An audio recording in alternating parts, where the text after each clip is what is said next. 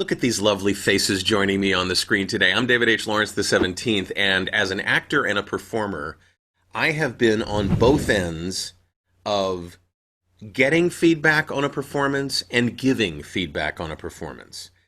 And it was recently brought to my attention from the young lady you see on your screen and amplified by the gentleman that you see on your screen that taking a note, taking feedback, doing it effectively and productively is not something you are usually taught. And so we're going to discuss that in this episode of the VO Heroes podcast next.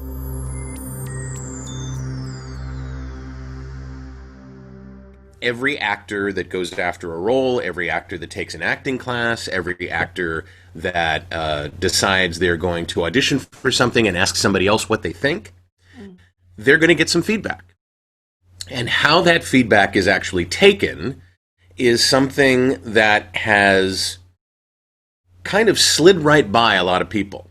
There's no formal training on this that I'm aware of, although there might be, there might be some, 10 minutes spent one Tuesday morning in a acting, class at a university somewhere saying, just listen to me, all right? Just listen to me. Mm-hmm. But who knows? So we just started the new class of VO Heroes Pros, and one of my newest pros is an actor who has experience doing this.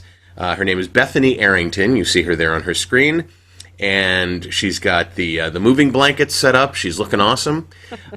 She actually brought this up to me because we did our first workout, and she wrote me a note, and she said, I think some of the people that are kind of side grading from other areas like lawyers or teachers or doctors or whatever may not have had any exposure to how to receive coaching because she noticed some pushback. So I've got her with me today, and also I'm so grateful that one of my best pals, Michael Kostroff, the guy who created Audition Psych 101, who is also a coach and an actor who has both received and given feedback. I've been lucky enough to get feedback from him in an acting class. It was awesome. I wanted kind of his perspective from having been through many more auditions than I've been through. I'm thinking maybe Bethany's been through, and also giving more feedback in his acting classes and his. And so thank you both for being with us. I appreciate it. Bethany, thank you. Oh, yeah, my pleasure. And Michael, thank you so much for joining us. Pleasure. Let's talk about this. Let's talk about what your experience has been. And let me start with you, Michael, only because I've got a lot of stuff from Bethany that I'm going to go through on this. You say in Audition Psych 101 that you used to hate auditioning. And I'm imagining that a part of that distaste might have been dealing with feedback. I think the reason that my focus has been the psychology of auditioning is because so much of this is psychological. And so much of it is framing. A lot of the things we tell ourselves about auditioning are mythological. We've just decided that, there's a harsh atmosphere where people want to judge us. And we do the same thing with notes. I've seen this both in rehearsal and in auditioning and, in everything that we do. Many actors I know hear a note and they're like, oh, I screwed up. Or they think it's a test, like somebody's tossing them a hot potato. Oh God, please let me get this right. Mm-hmm. And all of that is framing, and none of it is actually true. What's really going on is collaboration. Like when I get a note now, I go, great, I get to show my flexibility in what I do. Yeah. But I think I don't think anybody ever gets a note because they did something poorly. A note is always, hey, let's keep working on this. It's like a second date. It's like, let's keep going. This is going well. I think that's a really important point because when they don't like you, they tend to figure out a way to move on to somebody who they could possibly use. Yes. And so when you, as Michael just said, when you get a note, that's a good thing. And Wonderful. I think that the instant reaction from some people, and I don't know if this is how it was for you, I asked one of my coaches, Trevor Allgott, what his thoughts on this were, and he related a story to me about how very early in his career, hadn't had any training on how to deal with notes and deal with feedback. He was up for a role in a touring company, and when he did his first take, The casting director had some adjustments for him, and Trevor proceeded to tell him why the way he did it was the way he did it. And I bet that for the people that had more experience than Trevor did at that point, it was kind of a cringeworthy moment. Bethany, did you have anything happen to you like that gave you this urge to share this knowledge with people? Yes. So I went to theater school in Chicago. My poor parents, they thought they were getting a college athlete. Nope, going for acting. And that helped a lot in a lot of ways because having an athletics background made me kind of take notes more in a coaching light than like, oh, you did something wrong. It was, no, I can see a place of improvement. You can get faster, you can get stronger. Mm. But it was interesting. I think when you're 18 and you go to theater school, you want to talk about yourself, right? I think most of us do. Actors like to talk about themselves. Right. It's just, What? Really? and I think the first thing I noticed is that the moment I wanted to defend what I was doing, I would see the instructor almost like shut off.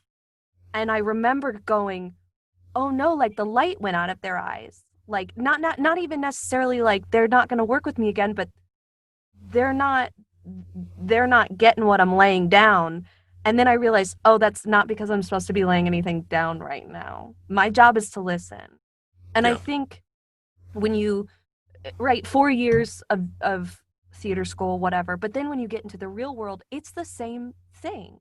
Every casting director, even your agent, all of a sudden you have people, if again, if they see an opportunity for improvement, if they see something that's exciting to them, they people want to give you a note. They want to help you. They want to get closer to whatever that goal is. But Yeah. if you keep talking or doing whatever, you're not going to get it.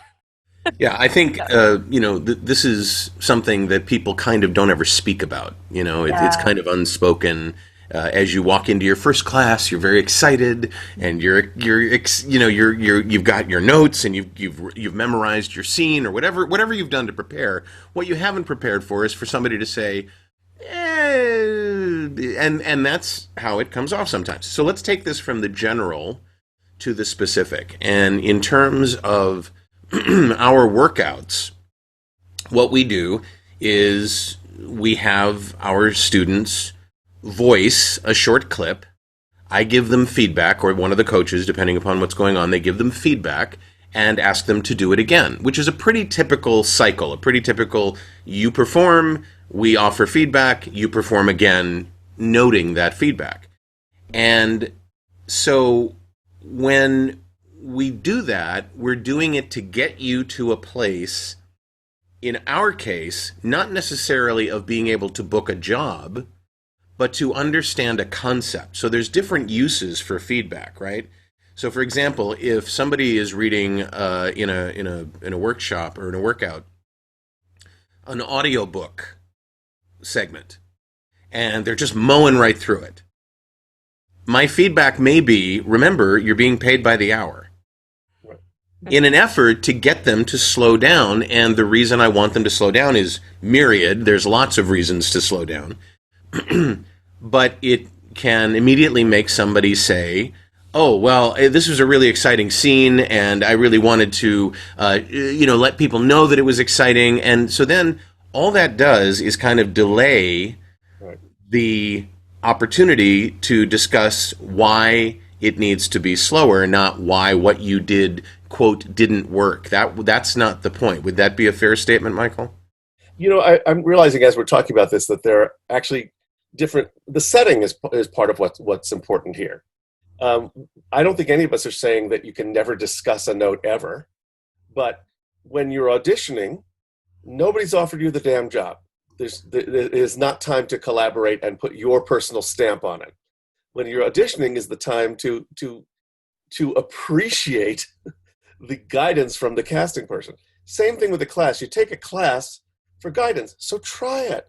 Try it. There's no pass fail. There's no loss. Um, and if I want to continue down this path for a moment, the first thing should be try it. no matter what the setting. So do what they said. Try it. Try it. I've gotten notes when I was in rehearsal for plays, that I thought, that's just, I don't, Yep. and I've debated them again. I love what Bethany said about, you see the light go out in their eyes. They're like, Yeah. okay. Great. I have learned, this is really tip top secret off the record. I really learned this with directors who were not particularly talented. I learned to go, great, let me just write that down. And I'd do it. And I'd, wait a few days before saying, I have a question about this. And I would make sure that I was being collaborative and not argumentative. But I hope I haven't gotten too far off our track here. I think in the audition setting and in the class setting, just try it. Just try it. J. Rodney Turner, let me just read what he sent because this ties right in. Yeah. He says, learning from an experienced coach is not personal, it's Correct. Business. Yeah. Show up to the session, real or virtual, prepared to learn. Don't fill your head with preconceived notions of how things will go. Let the coach lead you to where you need to be. This is why you compensate them. For their experience and for their wisdom. Relax, have fun, learn to take direction, and learn to ask for more if you don't understand the direction. And I think that's part of what you're saying when you say, I have a question about this. You're asking for more, right? Well, also, it's good to keep in mind that, like, I know as a teacher, sometimes I'll give a note just as an experiment. Let's try this. Let's try Absolutely. it. It's not you did it wrong. It's an experiment. Yeah, there are times when I'll say, hey, I got nothing for you there, but as long as I have you, let's try something. Right. Yesterday I was in a session with one of our new pros, and I said, okay, let's make Ron, she was reading a segment from Harry Potter, she said, let's make Ron jealous rather than curious about Harry's first kiss with Hermione. Yeah. And the words were there, and all she had to do was change what Ron's intention was, and there was a moment where she goes, wait, okay. And then when she tried it, it worked. It was very interesting. So go ahead, Michael, and finish what your thought was. Well, I wanted to share the story that I told you offline about my time with the producers.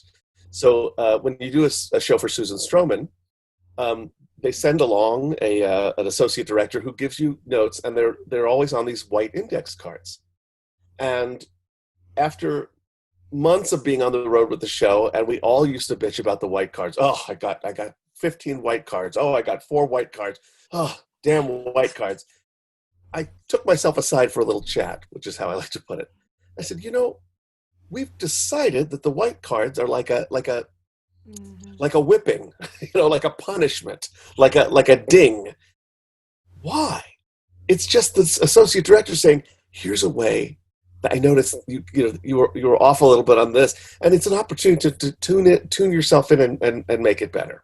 Yeah, I think that people are now kind of watching this going, well, yeah, I feel that, but I feel a lot more than that. And Bethany actually has a little list here of what actually happens when you get a note: elevated heart rate, sweating, your tensing of your muscles. In your mind, the inner critic comes out. I'm not good enough for this. I'm not ready for this. This isn't the right part for me. Why am I here? Your mind starts racing. And the last thing that she put on the list was this impulse to defend what you were doing. Yes. And let me ask you, Bethany, is that what you heard in that first workout that caused you to bring this to my attention? That was actually I guess I would call it like an alarm bell, because it's so, when you put yourself in positions of vulnerability, actors do it every day, right? We're getting on mic, or I will say performers actually do it every day. You're on mic, you're on camera, you're self-taping, you're on the phone with someone and they're telling you to cut your hair, whatever it is. It becomes really not necessarily comfortable, but commonplace to have those notes kind of flying at you. Mm-hmm. And when that doesn't happen, and you're like a non-performer, and all of a sudden these notes are flying at you, it's a really uncomfortable experience because it feels really personal. Sure. But those of us who are already performing professionals are like, oh no, that's not personal, it's business, right? Going back to what Michael said, it's not personal, it's business, it's guidance, it's an opportunity. That impulse that impulse to defend actually comes from like really primal survival impulses. You know, we had to, when we were threatened back, you know, when we were cavemen and women and other persons, we had to have these, the adrenaline rush, the sweating, the tensing of the muscles, getting ready to fight or flight, or you know, whatever we needed to do to survive. But when we get in a workout session, there's no survival necessary. You are safe. You're okay. This is, again, an opportunity to play. And I think that's something that most people don't even think about, that it's a safe place to fall, especially in our classes. And I think that also a lot of those things kind of go away once you know it's okay to take risks and to do things differently and to try things and to know that I and the other coaches, we've got your back. We want you to do better. We want you to learn. We want you to do a great work. I think once you have that knowledge, and I think that's the biggest message here is, you know, we just throw you into the situation. Nobody in the business, I think Michael might agree with me, nobody in the business is saying, okay, this is David's first audition. Let's go easy on him. Let's be careful with him, right? Would that be a fair statement, Michael? That's fair, and I think it's also fair to say nobody's sitting there going, "How can we mess with him by upsetting him by giving him a note?" It's always towards a positive end. It's never to make you feel bad or to ding you. But yes, I agree with your first thing too. There's no taking it easy. There's like, we're working on a product here. Let's see what we can do. Yeah. So once you get past that initial moment of, oh, we're all pulling in the same direction. Again, Bethany, very organized. Thank you, Bethany. I love what I'm looking at here, Bethany. Bethany, it's really brilliantly done. Yeah, she says, how do we combat these things? And the good news is you only have to combat them for a while, because after you get used to this, you're not going to need to worry about it. So after you get the first few notes or get the first few pieces of feedback, you won't need to necessarily take a breath. You know, scan, notice what's going on, kind of shake it out. You know, those are her words. And then acknowledge that your inner critic is on the warpath immediately. If that's how you're feeling about it, well, wait, what? I practiced this for 6 hours. Are you kidding me? And that's actually part of one of the reasons why we don't send people copy when we produce their demos for them. We send it to them right before we do the session. And the reason is I don't want them to rehearse themselves into a corner, because I may want a particular feeling out of a spot in the demo that is in contrast to something else that hadn't occurred to them when they're looking at it, right? And I think that happens a lot in what we do. We approach a script, we come to our conclusions. The director may have a different notion, or the casting director may have a different notion. And my question for you, Michael, is if you could look back to a time when you had rehearsed a script in a way that you thought was going to kill it. You know, you knew you weren't going to get the job anyway, but it would kill it. And you got a note that kind of made you feel, why did I spend all that time doing that? Has that ever happened? I honestly cannot think of a time that happened. That's not to say that I always come in with the perfect take on something. It's just that I enjoy, I'm being honest, I enjoy the collaboration. I really do. Anytime that somebody wanted to speak to me further about a role, I was like, oh, great.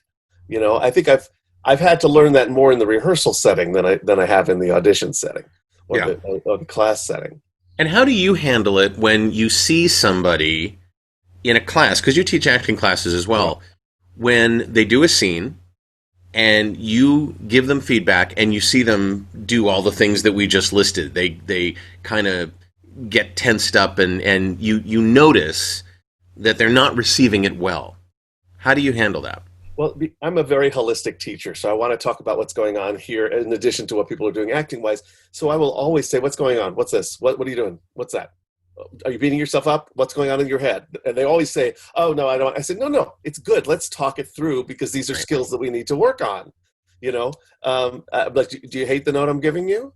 Tell me how much you hate it. I want to talk about it. You know, but because we're off the grid essentially, and there are no stakes, I like to sort of work on that with actors because my face is so transparent that I've had to remember to keep a game face on when I'm getting notes, especially for some reason, especially with choreographers. Me just learning the steps looks like I hate them. I had to learn to go, great, yes, fantastic. Even though inside I'm going, what? so, so I think it's an important skill to learn to not present anything that looks like, you're having a problem with the note.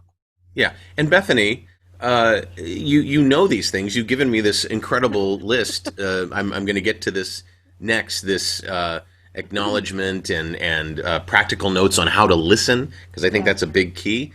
But do you ever find yourself still thinking to yourself, Oh yeah. My acting mentor is a very scary Bulgarian man.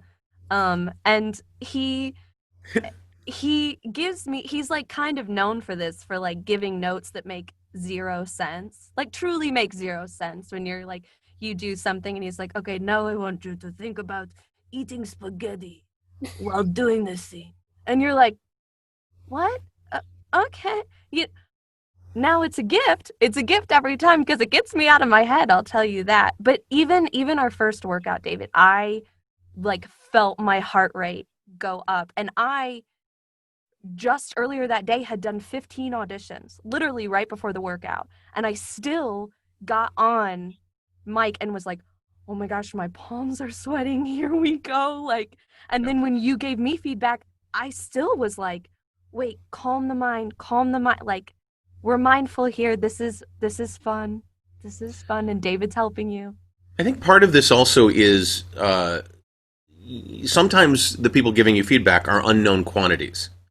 I would imagine that we all tend to, anyway, react differently to people that we are familiar with, that we respect, that we're looking for guidance from, as opposed to somebody new in our acting lives that we've never met before, or maybe whose reputation has preceded them.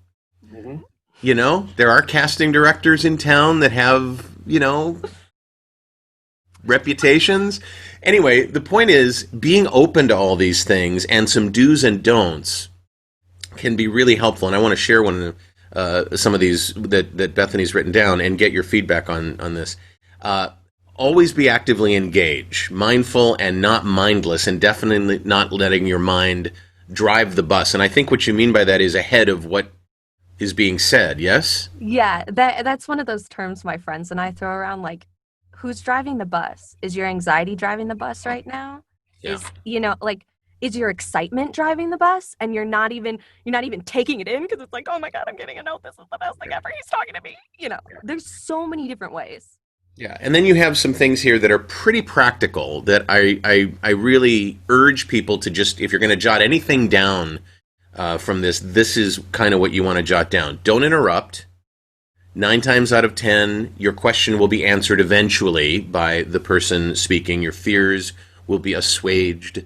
It's rude and you might miss something. Don't make excuses.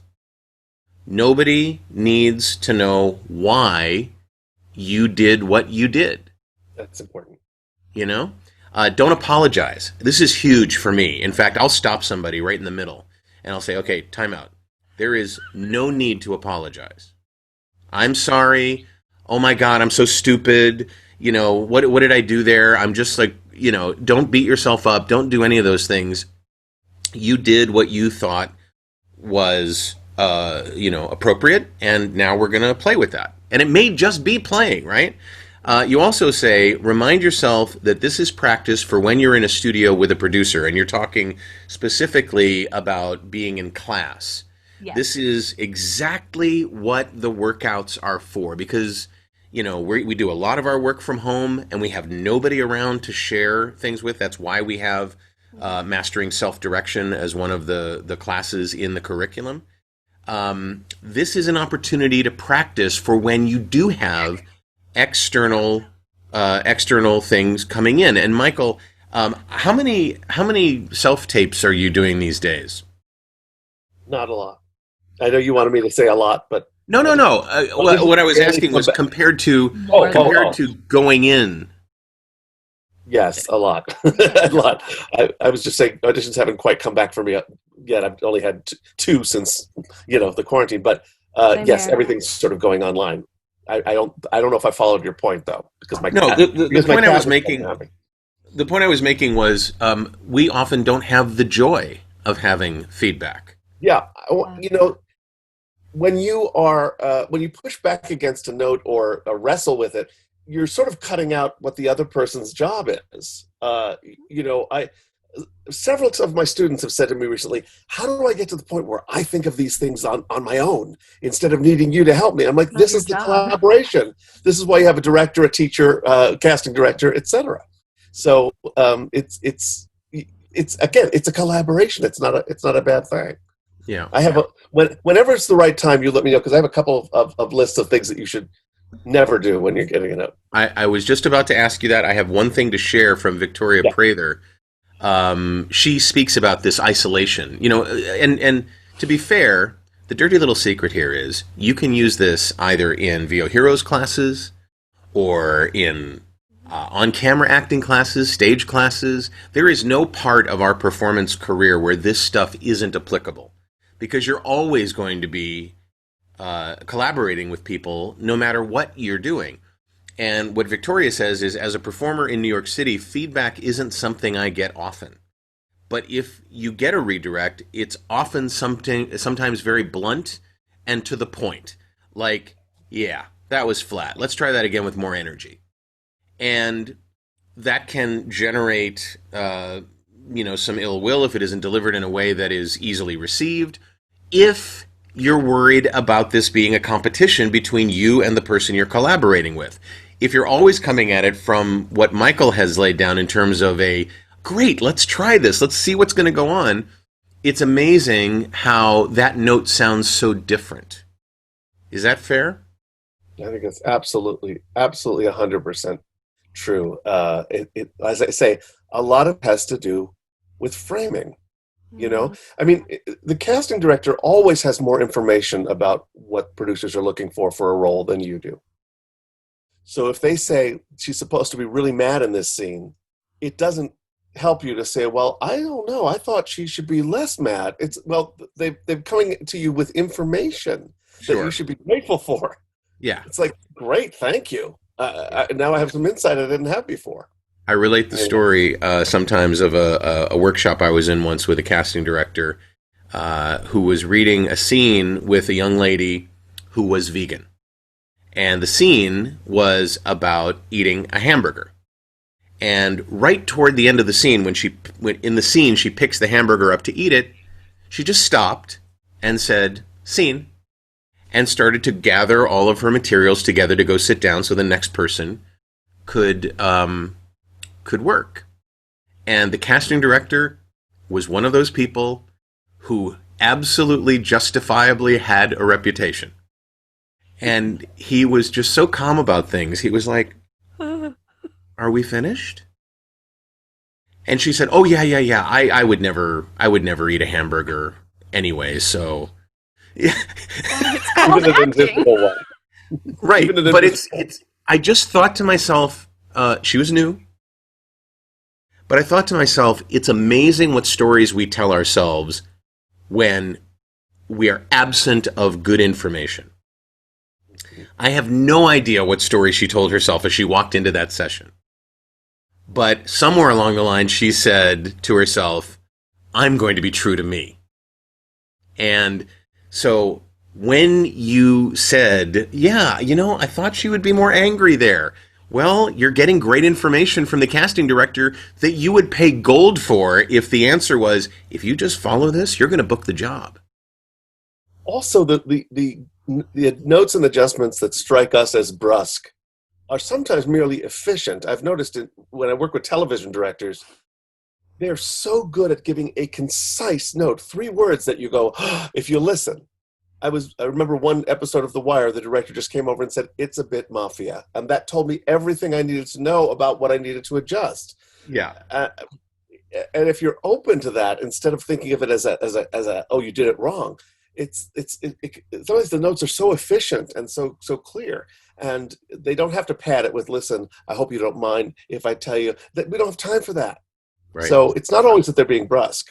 Well, and honestly, Michael, like, you just taking that note is also a gift to your cast members and the director, because that note may have been just for you, but somebody else heard it and went, Yes. okay, all right, I'm on the same page now. Here we go. We can start rolling. We're all here. And I think in a workout, it's the same thing. When we interrupt our instructors, sometimes that note isn't just for you. That's for the person who went two sessions before you and maybe didn't quite hear the note. So will be coming up. Will be coming up, because we have, we don't have an unlimited number of clips that people can choose from. We have lots, we have hundreds, but sometimes people do a clip that somebody else has done or will do in class.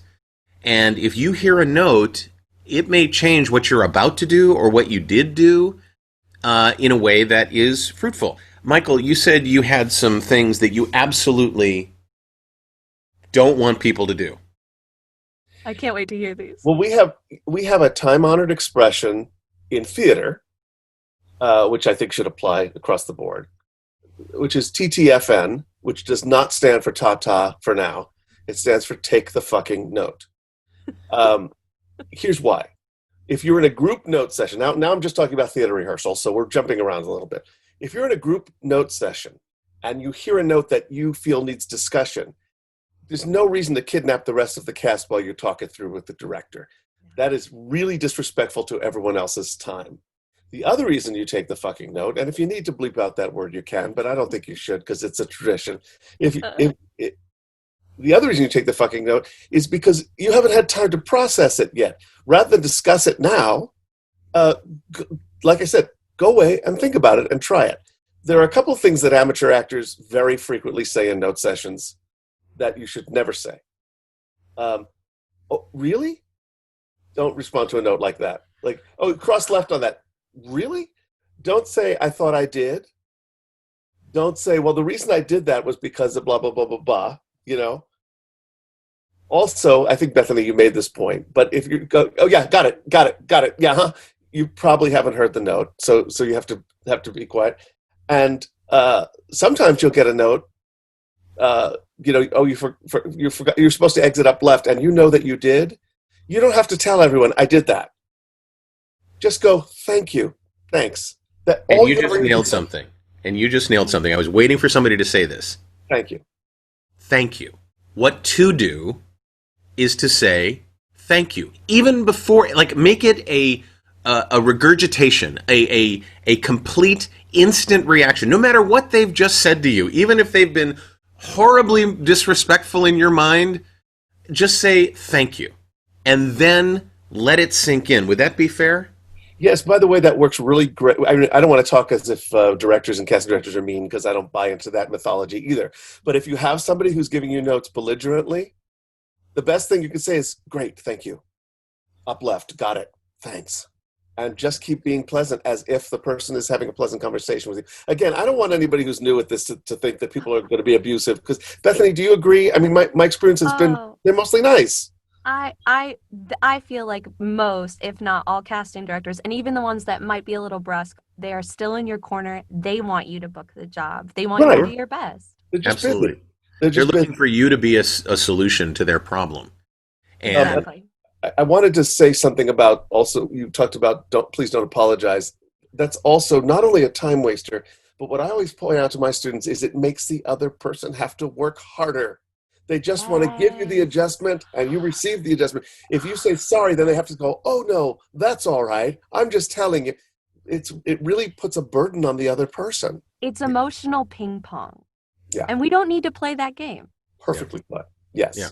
Now, Bethany, when you were sitting in the workout, was there ever a time when you felt pressure due to time? In other words, I think we had 26 people in the workout at the time. And in our workouts, everybody works. Yep. If you don't want to work, don't come to the workout, because we want you to work. That's why we've put this together for you. That's why everybody has assembled at one moment to do this. But in that case, I think the workout went on for about 3.5 hours, if I'm not mistaken. Yeah, it did.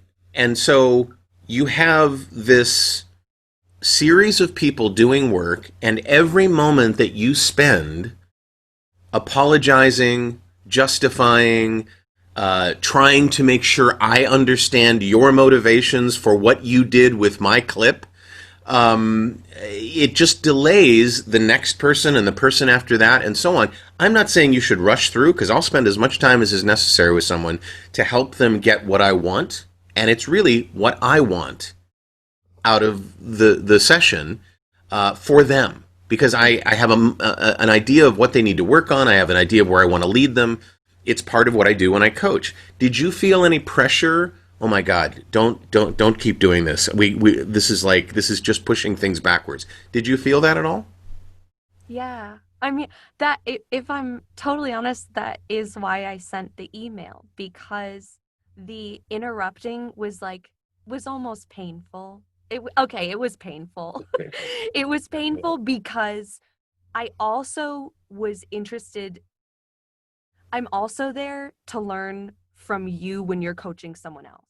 So for me, I'm like, well, now you're interrupting my learning. I don't want to hear your justification. I want to hear what David's going to say about your note, and then I want to listen to you do it, so then I can go on mic and do it later myself, you Yeah, know? I can tell you that in Michael's class, I took an under five class with him, and the most amazing time that I spent in that class was listening to him work with other people Yeah. and see if what I saw is what he saw, and if it wasn't, great. Why was that? Because that's where the learning occurs for me. If I agreed with him every single time, I'd be like, okay, great, I'm pretty good at this. But the point was when it was like, oh, mind blown, like that moment. And I hope that sometimes that happens, especially with people that are coming from outside the industry in. And I don't want anybody to be watching this thinking we're busting you, we're making you wrong. You're dumb for not knowing this. That's the whole point of actually doing this session. Yeah. Is I want you to have this. So, Michael, go ahead. No, we learn these things usually by messing them up. That's how I learned these things. So again, just like taking a note, this video should be thought of as a gift and a helper, and not as a criticism in any way. I don't know what else I was going to say. Did I You indicate had that your list of things you didn't want people to do. Were you done with that? I'm done with that. I mean, I Well, don't I'm know. all done with I'm that. done with that. Well, no, I just it's So, what about wait, what about things they should do, other than thank you and open mind? And is there anything we've missed? I'm just trying to make sure we've left no stone unturned here and given people a lot to think about. I have one. Okay. Be proud of the work you've done, even if it's not what you thought was going to come out of your mouth, because it's yours. amen It's to yours. that. You already did it. Yeah. Amen It's to yours. that. Be proud. Yeah. I always talk about the fact that we're in a self-selecting group of people that have had the audacity to stand up in front of others and tell a story. Yeah. And that is something to be treasured, because all those people that, you go home, Michael calls them the muggles. You go home for the holidays and they go, why don't you just ask to be on that NCIS show? They don't understand the business. They couldn't get up in front of other people and tell a story, but you did. And not only that, you're getting up in front of your peers and telling a story. Go ahead, Michael. I remembered what I was going to share earlier, and this so goes to what Bethany was. I have a feeling that we're going to agree on this. There is this tendency to want to win the conversation. That's the other reason that we push back on notes. Oh, you were late on your entrance. Well, it's because the costume wasn't. We have a tendency to want to win the conversation, and it has taken me many years to realize. And this will bless you in your whole career when you go home for the holidays, and they say, you should probably quit. It's not going very well. One of the best things you could ever do is go, you're probably right. And you're done with the conversation. And you don't have to win. You don't have, the notes are it's not a debate. It's not a challenge to you. You don't have to win the conversation. Yeah. Well, this is a skill that goes for, I think, everything in life. In your day job with your boss and with your spouse and with your best friend, Yeah. you don't always have to win. And sometimes listening and letting the other person know that they're heard, especially like from a coach, someone who's helping you, is a gift in and of itself. And Well, then I would go just ahead. add one thing. Sure. If in the case of again, an audition is one thing, but in the case of a class or a rehearsal process, if you have a necessary discussion about the note, it's not something you either don't understand it or there's a question or a challenge, go discuss it later privately with the teacher or the director. Yep. To get clarification. Yeah, and we have a mechanism as well. We have the Pro Connect area. Mm-hmm. We have a private discussion group. It's not private one-on-one with the coach. You can do private coaching for that if you want to. But I cannot think of... I'm trying desperately to do it on the fly right now, but I cannot think of a reason why, when it's a private, safe place to discuss things, that your fellow pros wouldn't benefit from discussing that note out loud. Yes, that's true. And so I urge people as they watch this and they think, well, David said don't email him with my private issues. If it's about your account, yes, please do. But if not, please just post your question in ProConnect on VOHeroes.com in our private discussion group. Nobody can see it except me, the coaches, your fellow pros, nobody from the outside, nobody. And what you have to ask is likely occurring to many other people in the group. So take that moment and discuss it. I wondered, I want to thank you both because I said this will be like a 10-minute thing, and it's turned into something different. But I think 10 minutes with me. I mean, it's never 10 minutes. It's never happened. I agree. We have, this is really valuable. And like Bethany said, it's not just going to be valuable in your performing career. It can be valuable in other relationships that you have. And when I watch Michael work, when I watch him give notes, he is incredibly efficient and incredibly insightful. And his notes are not, Yeah. Hang on, I'm processing. He's there.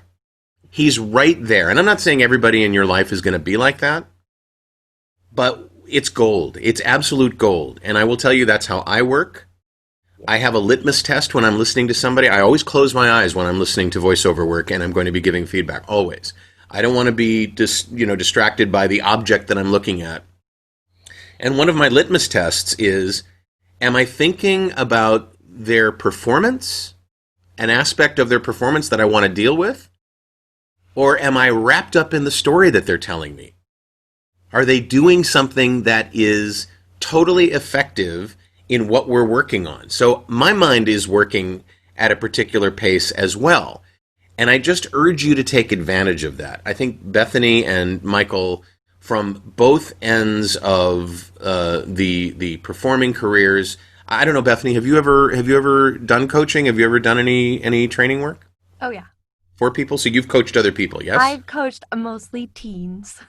Awesome. I've coached some That teens. must be a challenge in and of itself. Yeah, but there's something really, really cool about people who are so self-aware that you can kind of like needle your way in. Yeah, nice. Michael, any last thoughts? I got no last thoughts. I have no last thoughts. Got Thank nothing. you. I mean, yeah. Thanks for having me. I mean, I've really, Bethany, it's been so great meeting you, and I just love your take on this. It's really, really so spot on. Oh my gosh, thank you. I like really want to be coached by you. I'm like, I want to go take a class. Well, let me tell you, have you taken Audition Psych 101? No, I haven't. Oh my gosh. Well, there may be some opportunities coming up soon that you want to be aware of. All right. Yeah, So, I'm going to have to. yeah. All right. So, again, thank you. Be open. Don't push back in your mind. Just make it a moment that is of value to you.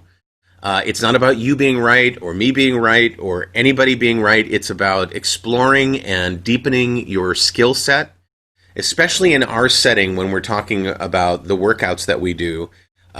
What we're doing is taking where you are now and helping you find a path to where you can be more successful. That is our only goal. It's not to make you wrong.